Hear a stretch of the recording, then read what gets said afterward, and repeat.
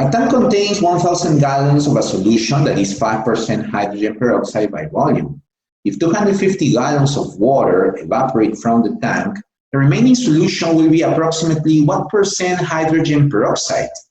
Well, it's interesting because they say that there is a solution of hydrogen peroxide, but only water evaporates from the tank. So at the very beginning, there is 5% hydrogen peroxide.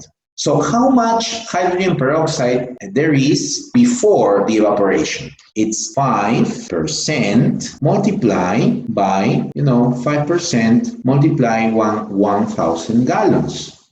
That is the peroxide H2O2 before. What about after? Peroxide after the evaporation would be a certain percent, X over 100, we don't know that percent, of a different volume. Since 250 gallons evaporated, the total volume now is 1,000 minus 250. So, and this should be an equality. Now, take a look. 100 and 100 go away. You have 5,000 equals 750x. So if we do the division, x is 5,000 over 750. So here, go away. And here it is a division by 5, you get 15. Division by 5, you get 100.